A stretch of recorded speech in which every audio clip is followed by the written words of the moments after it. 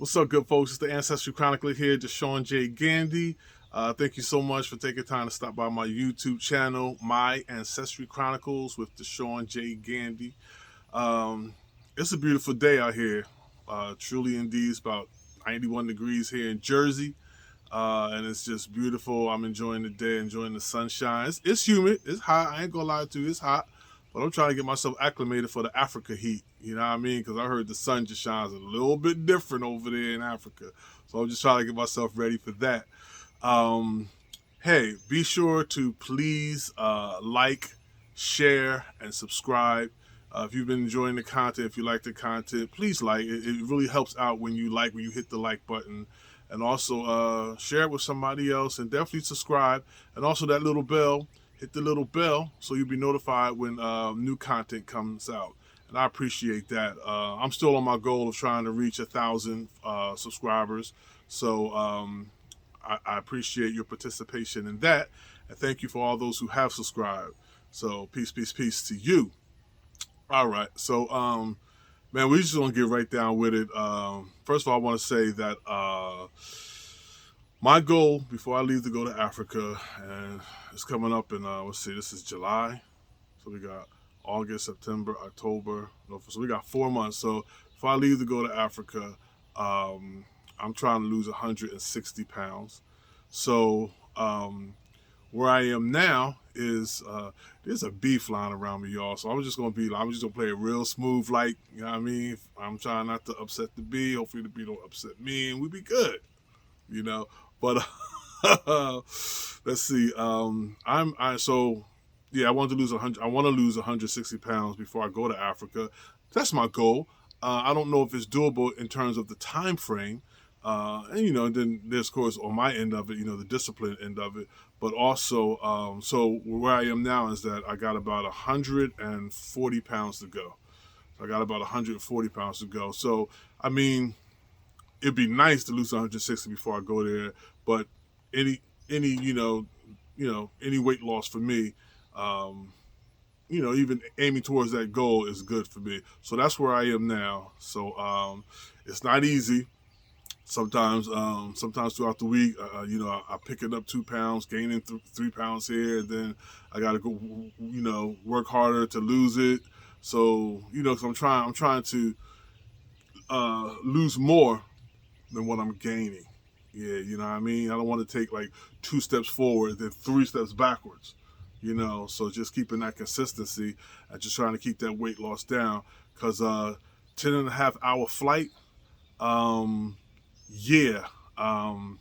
Africa, yeah, I want to make sure that I'm good for that. I want to make sure I'm good for that. Alrighty, so what I'm coming on here to talk about is, as you know, yes, the question is my mama's people's my people's too?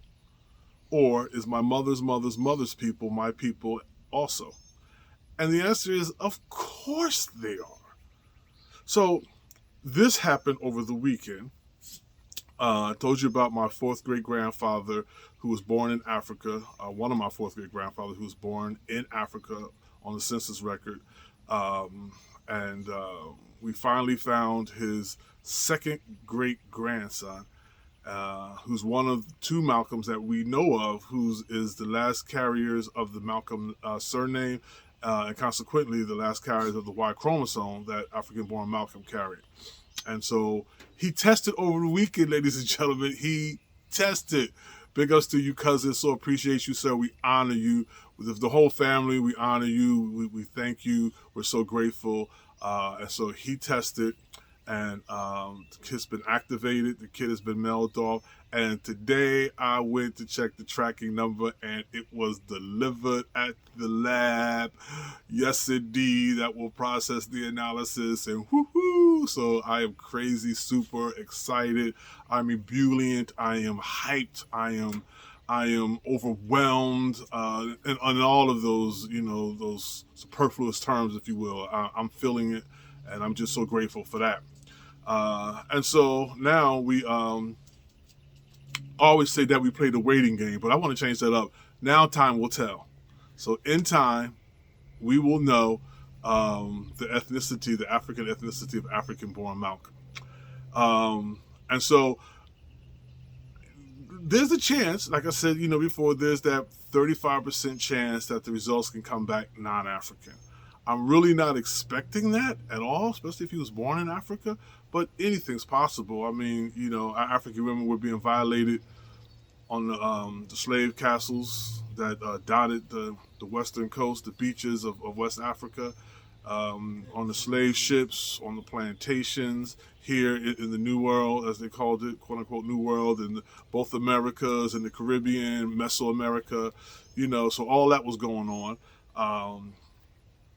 And so, but I'm expecting to get that African result. And so time will tell, due time, due time. So what's been beautiful about this whole journey, okay, is that, we got a chance to have a Malcolm family reunion this past weekend. And on the 4th of July, it was like, man, and we did it on Zoom. It was virtual. We did it on Zoom. But like, it was about 1, 2, 3, 4, 5 generations of us were able to get together, and we got on Zoom and we chatted it up. And so African-born Malcolm, he had a son, Andrew Malcolm, which is the only son that we know of. And Andrew, who's my third great grandfather, he had 12 children. Get this now. He had 12 children with his second wife, who's my third great grandmother, Fannie Lowe Malcolm. And we traced her maternal lineage back to the Bamileke people of Cameroon. But her husband, my third great grandfather, Andrew Malcolm, I notice I said she's his second wife, because I don't know if you follow my videos, my YouTube videos, you know that his first wife and set of children that he had with her, they were separated during slavery, and he was never able to relocate them and find them. And so with his second wife, my third great grandmother, Fannie Lowe, they had 12 children. And so descendants of 3 of those 12 children were on the Zoom call. I wish we knew where the other ones were. We're still trying to locate them. I am as a genealogist. Some of my other cousins who are working with me as genealogists and historians, we're trying to put pieces together, trying to locate the other family members. But from those 12 children, 3 of them's descendants was on the Zoom call. And one of the people who was on the Zoom call was, as far as we know now, the matriarch of the family, 91 years old. I believe she'll be 92 later on this month. And it was just a privilege and an honor to have all the family there.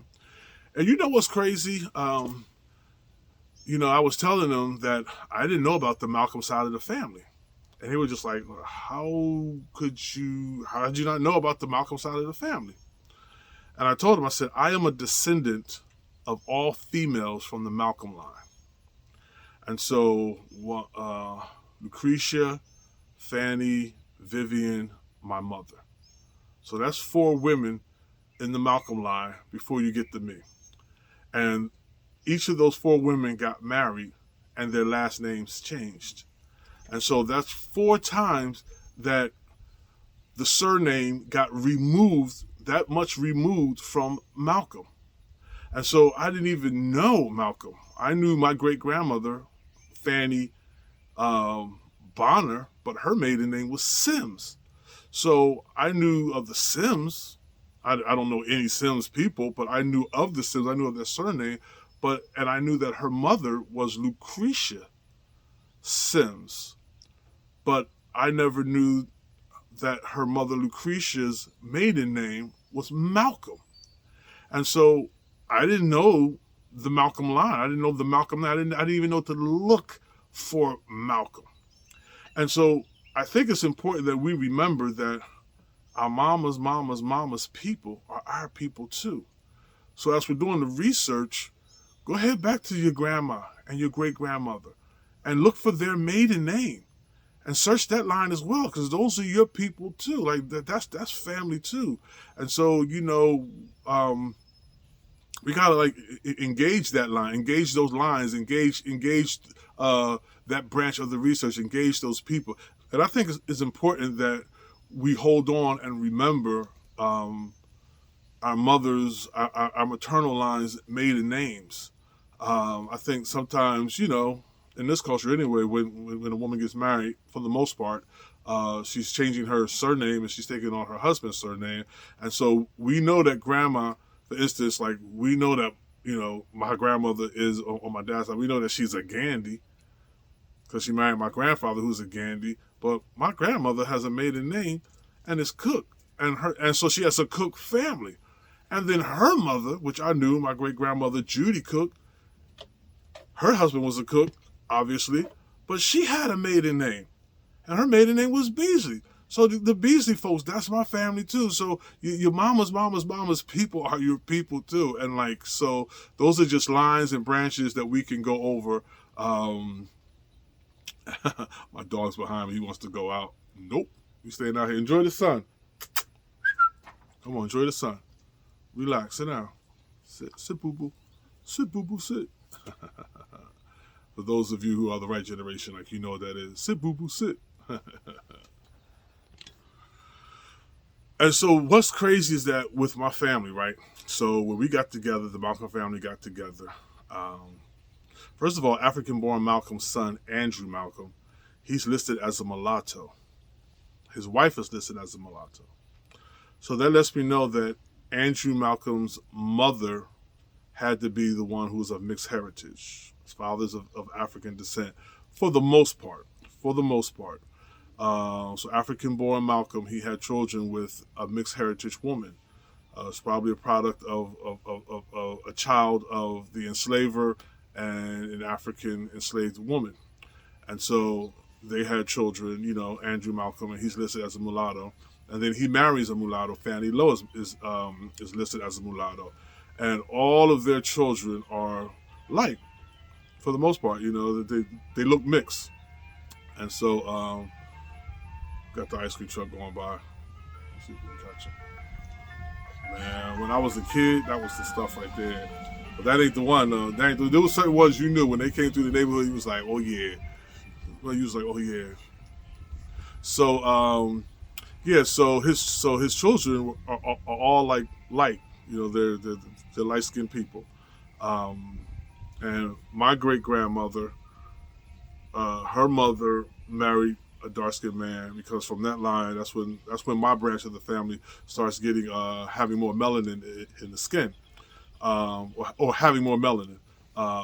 So I say all of that to say that I'm looking at my Malcolm family and I'm looking at them and I'm just like, we as African American, Africans of the diaspora for the most part, we run the gamut of colors and complexions, from latte to dark chocolate, Hershey chocolate, caramel, cinnamon, brown sugar, honey. I mean, we honey, like we run the gamut of just complexions,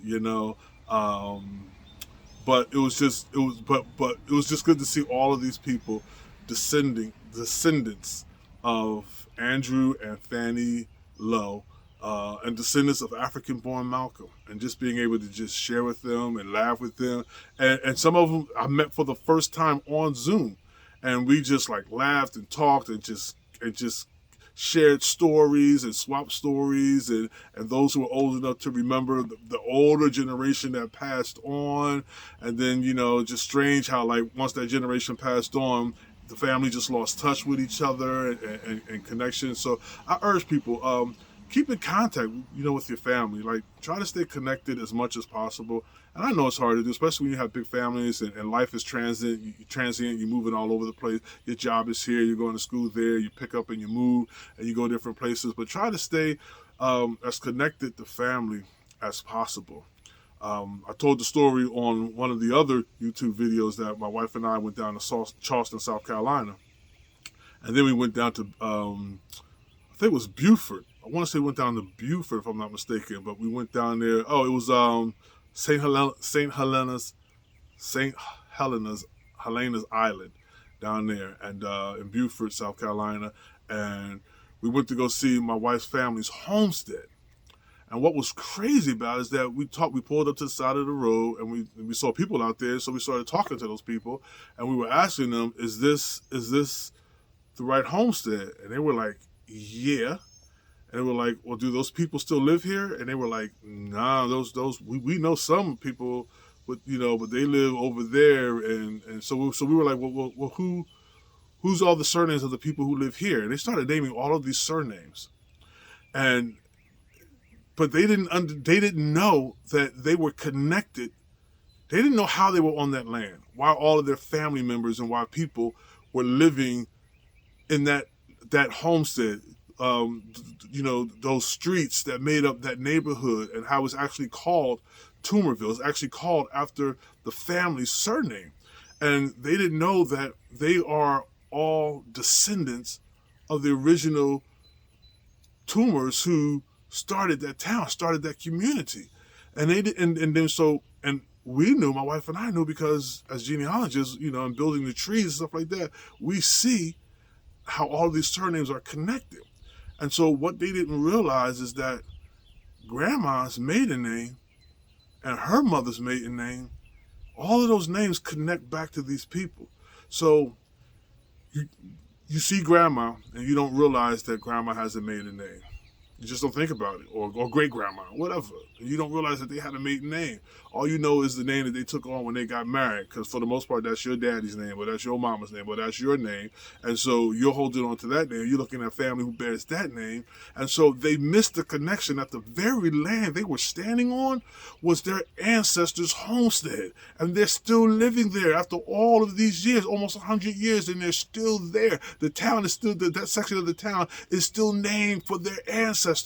And they just think that, those people used to live here, but they don't live here no more. Now the XYZs live here and the ABCs live there. No, you are a descendant of those original people. Yes, your name may be XYZ. Yes, your name may be ABC in terms of your surname, but you are related. You are the descendants. You carry their genes, their bloodlines. Those folks are your folks. Those people are your people. And so keep those connections going, y'all. You got to keep those connections going. So, yes, your mama's folks are your folks too. Yes, your mother's people are your people as well. They are your people. So make those connections, build out those trees, put in the maiden names. When you build your tree, give the females their maiden names, especially when you're building on the software, on the the platform like Ancestry.com and things like that. The algorithms, I used to work for Ancestry.com, so I know this. The algorithms knows how to connect them to their married name. So put in the females who are married, put in their maiden names. That's important when you're building your trees, that you put in the females' maiden names. Don't worry about putting, they're married and their last name is this, they got married. Don't worry about it. The algorithms will pick that up. Put in their maiden names. That connects you to your branches. Now listen, we're not just made up of mommy and daddy. We're not just made up, because mommy and daddy got two parents. And mommy and daddy's two parents got two parents. And you know what I mean? So each time you go back, so we got two parents, 4 grandparents, 8 great-grandparents, 16 second grade, 32 third grade, 64 fourth grade. By the time we get to our 10th great-grandparents, guess how many of those we have? 4,096 of them. So you're talking about 4,096 branches if you just go 10 generations back that make up who you are. And so if you're not connecting to your mother's maiden name, your mother's folks, and stuff like that, then you're not going to connect to those branches. And so when you're building your tree, you got to make those connections. And so it's when I started doing that I found the Malcolms, and that led me to African-born Malcolm. And so that's how I got on the journey that I'm on now with African-born Malcolm, is because I realized that my mama's folks are my folks too. All right, good people. I hope you enjoyed this content. Please like, please share, please subscribe, and also, definitely leave some some comments there. Let me know if you think I can reach my goal by November, by the end of November, before I go to Africa. If you can just let me know if you think I can reach my goal. I'm trying to drop Ultimately, it was 160. Now I need to drop about 140, 135. So holla at a brother. Peace, peace, peace. I'm the Ancestry Chronicler, Deshaun J. Gandy. Enjoy the day, everybody. I holla.